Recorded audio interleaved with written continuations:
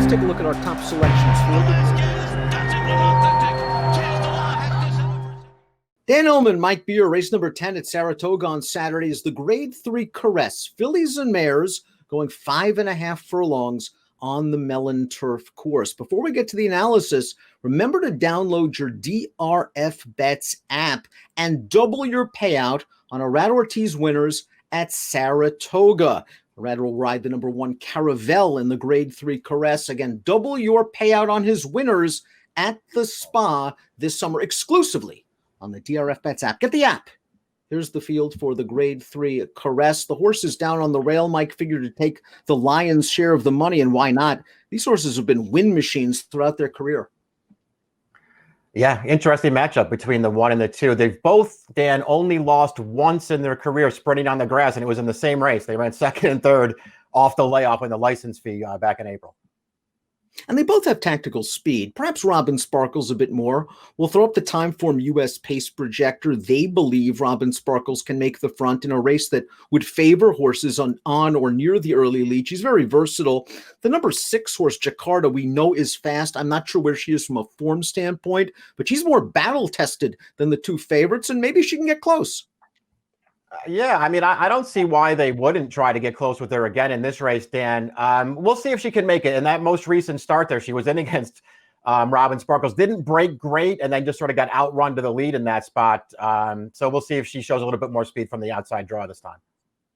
Caravelle was beaten, as Mike mentioned, in her seasonal debut. She's come back to win 2 in a row, 1 at Pimlico, and then this race, the Goldwood Stakes at Monmouth, going 5/8 of a mile, where she let the pace go. She swung to the outside, and she absolutely inhales them in the stretch. 99 Beyer, Mike. This is really impressive. I don't think she's beating a great field here, Dan, but this is the way you want to see her do it. She just steamrolled this field from off the pace. Even her race at Pimlico before that was a really underrated performance. I mean, it was very late before she got clear in there. Certainly a race she could have lost, but she got clear in time and just got there. Similar situation with Robin Sparkles, beaten in her seasonal debuts, come back to win 2 in a row, including this Salty Open optional claimer at Belmont on June the 24th, going 3/4 of a mile, and she took no prisoners. 43 4 to the half, and she's on her way. Yeah, this is the good Robin Sparkles. This is what she does, and this is how she's at her best, Dan. I really feel like Jose Ortiz is going to have to try to get her to the lead in this race. All of her good performances, all of her fast races, when she can get to the front and control the action. We'll see if she can get there, because Caravelle to her inside is not a slow horse. I wonder if Carlos Martin is using this race as a prep for something a little longer for the number 3 Tass. It is her first start in almost a year, and she spent most of her career running in much longer races. She did run well in her 1 and only turf sprint, her career debut about 2 years ago. Yeah, that's true. She did run okay in that race. I actually feel like this mare is okay. She's run some good races, but she's hard to like in this race. In good spirits. A winner 2 starts back over firm going at the fairgrounds. And I wonder if she just didn't care for that yielding ground in her most recent start at Keeneland, the Giants Causeway Stakes. She was running against some good ones in there. Into Mystic is a pretty good one. Change of Control has done very well in this division so far this year. So maybe that's the excuse. And Al Stahl sends out live horses year after year at the Spa.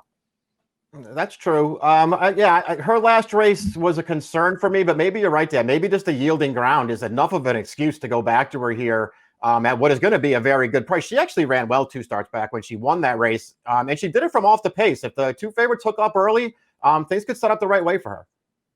And if they hook up early, someone coming from the back of the pack, well, that someone's Joel Rosario aboard the 5 Flower Point. Watch Flower Point moving back to turf, going route to sprint.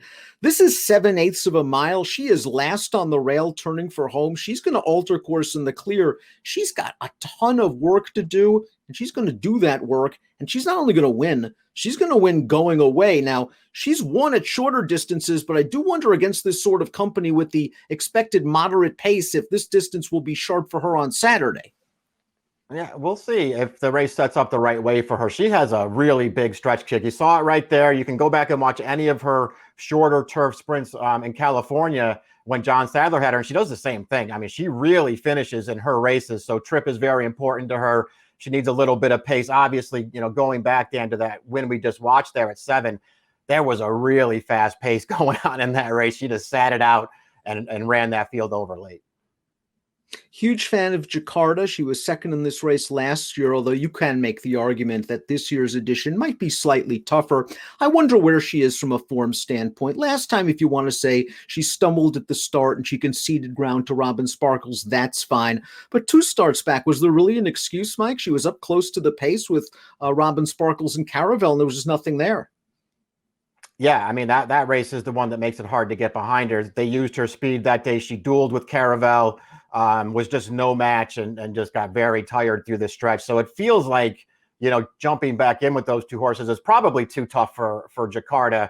But she's going to be a good price in here. She did not get a great trip last time, Dan. The stumble at the start aside, just always, sort of over behind horses, shuffled back a little bit, really never got clear until it was too late. I didn't like the trip or ride she got last time, but that still doesn't make her good enough to beat this field. Let's take a look at our top pick for the grade 3 Caress. We are in agreement. We're going with Carvel because we like Carvel over Sprinkles, and Sprinkles when we go to Carvel, at least for me. 1-2. You're going 1-5. I'm going to try to split the 2 favorites here. I prefer Caravel to Robin Sprinkles. If I just had to pick one of the 2 favorites, I prefer the horse down on the rail. I'm going to try to get Flower Point to rally into second.